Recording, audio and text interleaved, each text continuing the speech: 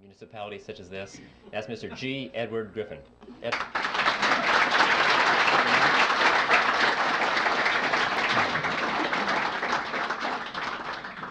Well, thank you, Mike, and thank you, ladies and gentlemen. I don't know how to take that remark about age. You know, when Bill Jasper stands up and they announce him as the senior editor for the magazine, I know I'm in trouble. Well, we have a lot of material to cover, so I think I'll just sort of jump into this as quickly as possible. I need to warn you about something, though.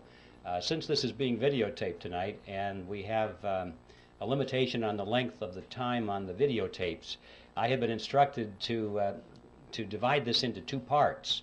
The first part will last approximately 45 or 50 minutes long, and then we'll take a short break, I'm told, while they change tapes. And the next part we deliver next month. No, they're just a few minutes break, and then we'll continue with part two. So I want you to know that's coming up. So, okay, now to the topic. Are you ready for this? Okay, so am I. So let's start with history. We'll go back to the 1st century BC, to a tiny kingdom called Phrygia. And it was in that kingdom that there lived a philosopher by the name of Epictetus. And it was Epictetus who said, appearances are of 4 kinds. Things either are as they appear to be, or they neither are nor appear to be, or they are but do not appear to be, or they are not and yet appear to be. Don't worry, no quiz on that. Well, that's what he said. When I read that statement for the first time, I thought to myself that surely if Epictetus were alive today, he would undoubtedly be a Harvard professor of money and banking. Because this is the kind of explanation we get, isn't it, when we try and figure out what's going on in the economy or what's going on with the Federal Reserve System. See, what Epictetus did is what is so commonly done with the experts in this field, is he took a relatively simple concept, but by the time he was through explaining it to us, we didn't have the foggiest idea what he was talking about. All he said, basically, was that appearances can sometimes be deceiving. That's all. We all know that. But he had to break it down into 4 component parts, explain that in 2 ways they are what they appear to be, and in other 2 ways they sometimes are not the way they appear to be, and they broke it down and we didn't understand what he's talking about. Nevertheless, I thought that this statement by Epictetus was a brilliant clue for an outline or a theme for my presentation. Because, you know, if there's anything in the world that is an appearance that is deceiving, it is the Federal Reserve System. And in particular, it is one of those appearances of the 4th kind, which, as I'm sure you all remember, are those which are not and yet appear to be. So that's going to be my theme tonight. I'm going to come back to it now and then if I remember to do it, and use it as kind of a punctuation point, because this is perhaps at the most fundamental level the most important thing we need to know about the Federal Reserve System, which is that it is an appearance of the 4th kind, something which is not and yet appears to be. When I did my research on this topic, I came to the conclusion, which may startle you folks here, that the Federal Reserve System does not need to be audited. It needs to be abolished.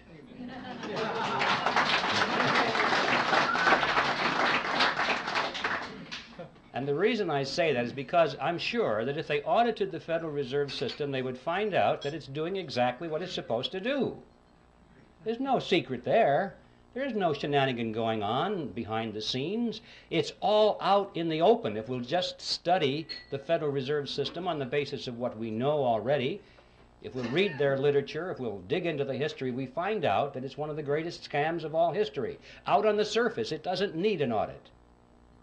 An audit, I'm sure, would merely delay the process for a couple of years, give the American people the false impression that something is being done about this problem, and at the end of 2 years they'd say, well, the books are clean.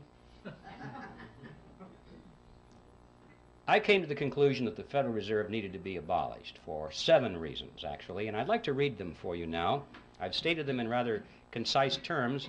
Hopefully they'll have some shock value so you can remember them. And here they are.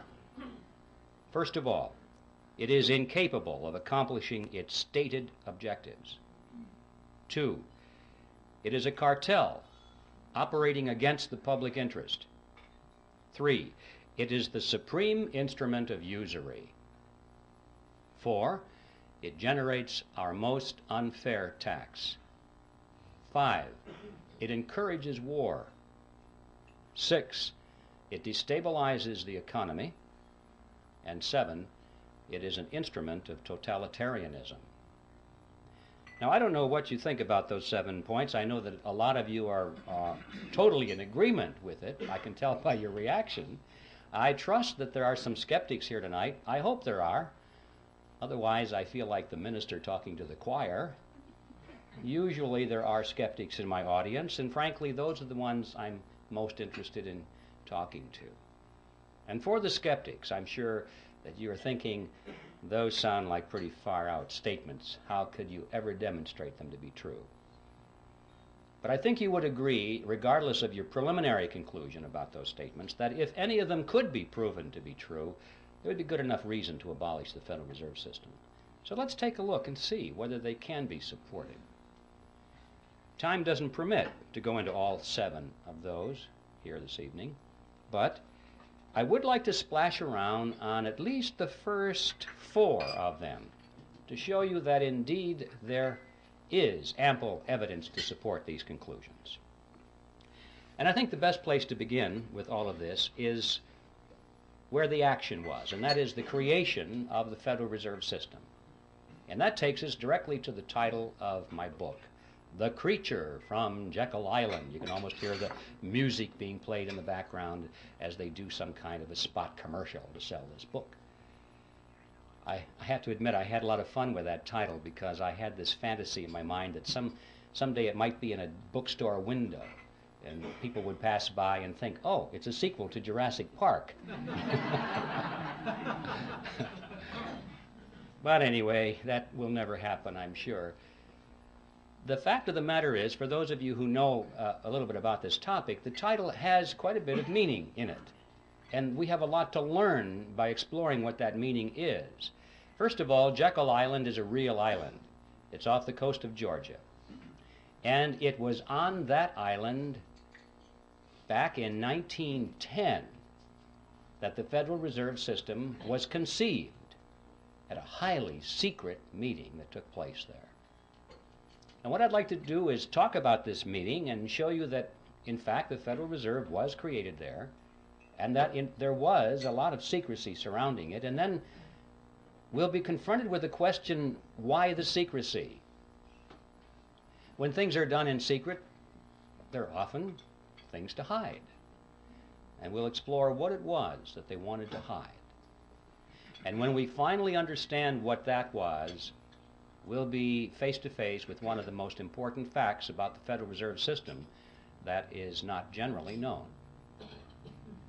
In 1910, Jekyll Island was privately owned by a small group of millionaires. In those days, they were millionaires.